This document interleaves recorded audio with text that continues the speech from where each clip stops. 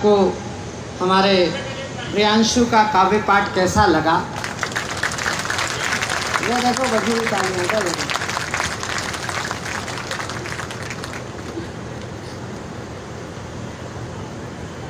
आप सरी के जब कम लोग सुनते हैं तो हमको लगता है कि हम पांडवों को सुना रहे हैं।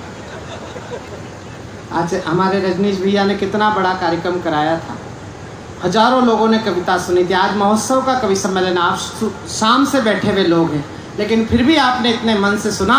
एक बार इन सब कवियों के सम्मान में जरा एक बार जोरदार तालियां बजा दीजिए। और डीएम साहब, आदरणीय पुलिस अधीक्षक महोदय, बग्गा जी कितनी तन्मयता से सुन रहे हैं। आप हिंदी भाषी प्रांत से हैं, वो प्रयाग में उन्होंने सेवाएं दी। आप तो अकेले बैठे हैं सर। कल मैं अहमदाबाद में संचालन कर रहा था, एक डीएम साहब सपत्नीक बैठे थे और कविताओं में इतने डूब गए कि उनकी पत्नी के पीठ पर ढोल मार के कलेक्टर साहब से कहा कि भाई साहब मजा आ गया। और डीएम साहब ने भी पलट कर देखा, बोले बहन जी मैंने आपको कहीं देखा है। ये आनंद केवल कवि सम्मेलन में आता है। और आप तो इतने सारे हैं, हम तो एक श्रोता हो तो रात काट लेते।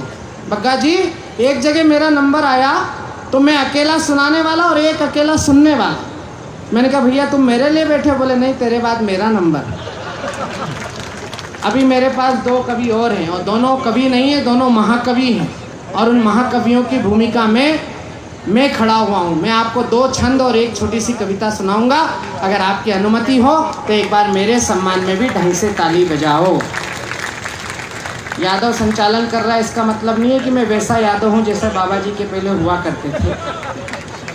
देखिए, ऐसा नहीं कि शशि खुद अपने आप को प्रस्तुत करें, ये हमारी जिम्मेवारी है। मुझे तो लगा कि हम दोनों में से किसी को बुलाएंगे, लेकिन उन्होंने स्वयं को बुलाया। ये उनकी सहजता है, ये उनका बड़प्पन है। मैं एक बार चाहूँगा कि पूरा सदन, जितने भी लोग बैठे हैं, एक बार शशि के श्रेष्ठ संचालन के लिए पहले तालियां बजाएंगे।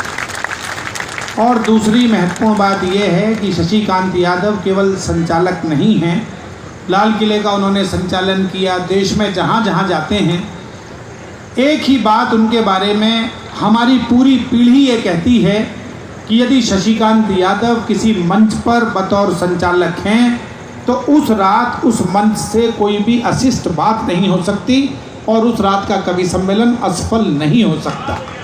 तो वो कवि जिसने सफलता के प्रतिमान गढ़े अपने संचालकीय कौशल से भी और अपनी कविताओं से भी। मैं ऐसे बहुत महनीय उसको लेके मैं इतना भावुक हूँ इन दिनों। वो जिस कवि सम्मेलन की ओपनिंग कर देता है, वो कवि सम्मेलन शुरू से ही इतना उठ जाता है जितना उसने बीच में उठा दिया। ये कौशल हिंदुस्तान में अभी 2-3 लोगों के पास है। उसमें से एक आपका बेटा है अभय निर्भीक, जिसने आते ही बताया कि कवि सम्मेलन में ताली कैसे बजती थी। और वो जिनका शिष्य है हमारे बड़े भाई विनीत चौहान जी का, उनको वो कौशल प्राप्त है कि वो खाली कुर्सियों से भी तालियां बजवा लेते हैं। तो वो उन्होंने तय किया है कि मैं किस गुरु का शिष्य हूँ। मैं 4 पंक्तियों से शुरू करता हूँ। देखो शंभू के साथ सेल्फी ले रहा है, बताओ। ऐसा लग रहा है चिड़ियाघर का चौकीदार चिड़ियाघर के आइटम के साथ फोटो ले रहा है। दोनों का फोटो संग्रहणीय होगा। कि भारती की वंदना समर्चना समाहित हो शंखनाद, भक्त का सुनाने तुम्हें आया हूँ। देश के निमित्त लड़े और बलिदान हुए, याद उनकी पुनः कराने तुम्हें आया हूँ। वो सत्ता के पुजारी झूमने लगे घमंड में, तो उनसे सजग करवाने तुम्हें आया हूँ। और राष्ट्रभक्त नौजवान क्रांति की मशाल लेके एक बार फिर से जगाने तुम्हें आया हूँ। राष्ट्रभक्त नौजवान क्रांति की मशाल लेके 15 अगस्त याद करना। बग्गा जी और मेरे परम मित्र यहाँ बैठे हैं। एक अभियान इस देश ने शुरू किया, अगर आपने भी उसमें सहभागिता की हो तो इस बार मैं केवल तालियां नहीं, हवा में लहराते हुए आपके हाथ देखना चाहता हूँ कि राष्ट्रवाद की उमंग ताल से बजी मृदंग, देखो राष्ट्रभक्ति वाला रंग गहरा दिया। कि राष्ट्रवाद की उमंग ताल से बजी मृदंग, देखो राष्ट्रभक्ति वाला रंग गहरा दिया। और ज्ञान विज्ञान खेल कला संस्कृति की तान, खूब सोना चांदी जीत वाला सहरा दिया। और आपने जगा दिया है स्वाभिमान सेना का, तो भारती के लालों ने भी कड़ा पहरा दिया।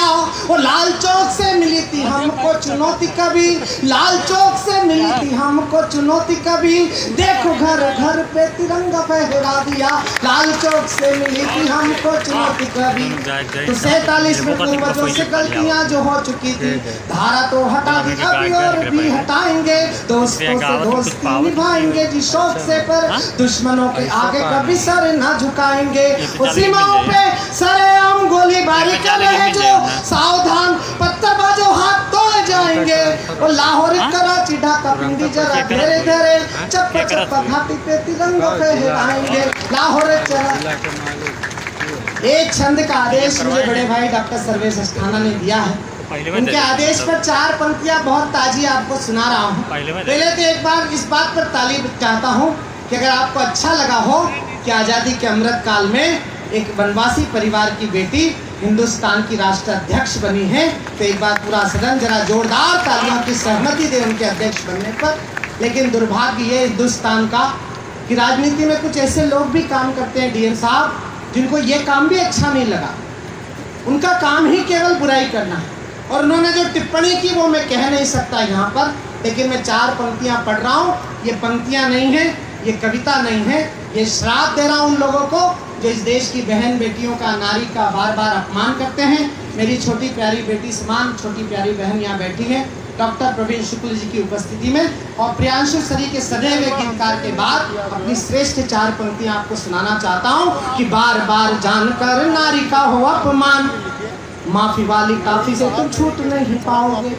कि बार बार जानकर नारी का हो अपमान, माफी वाली काफी से तुम छूट नहीं पाओगे। विश्व से भरा है उर चाटुकारिता गरूर, विश्व से भरा है उर चाटुकारिता गुरूर, मान जाओ वरना पद वे सर खाओगे। और ज्ञानी गुनी गर्व थी जो गौरव रहेगी सदा, गीता गंगा गायत्री को कैसे गीता गंगा गायत्री को कैसे झुठलाओगे। और द्रुपद सुता का अपमान फल भूलोगे तो, द्रुपद सुता का अपमान फल भूलोगे तो, द्रुपद सुता का अपमान फल भूलोगे तो, कौर वंश जैसे अंश अंश मिट जाओगे। द्रुपद सुता का अपमान फल भूलोगे तो। वो चाहते क्या हैं?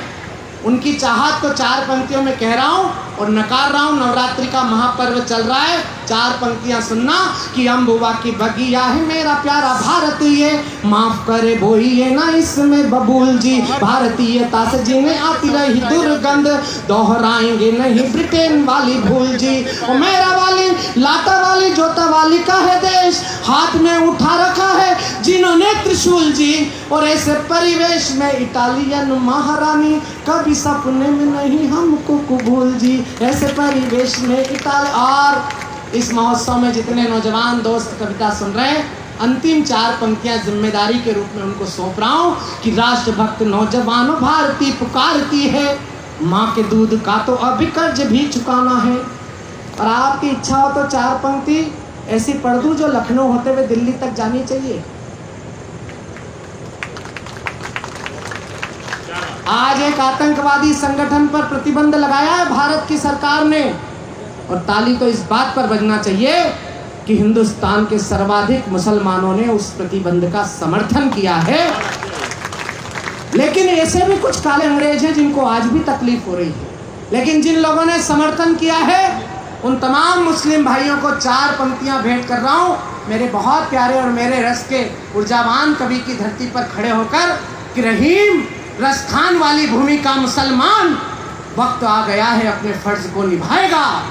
और अबुल कलाम ने बनाया परमाणु बम, अब्दुल हमीद कुर्बानी दोहराए। काश्मीरी घाटियों में घुस आए दुश्मन तो फातिमा के दूध की वो लाज भी बचाएगा। और वतन परस्ती वाली सीख ले कुरान से वो जिन्ना के विचारों को भी जिंदा कर। लेकिन कुछ ऐसे भी लोग हैं जिनको आज भी तकलीफ हो रही है, उनका नाम नहीं लूँगा लेकिन उनका इलाज बताकर जा रहा हूँ। इलाज सही हो तो फिर तालियां मंच की भी चाहता हूँ और एक एक श्रोता की चाहता हूँ कि जय शिवाजी जय भवानी वाले उद्घोष संग, सेना के जवान जब जंग को सजाएंगे, सीमा पार वाले दुश्मनों को तो भगा चुके हैं, अब तो घर के भेदियों को सबक सिखाएंगे।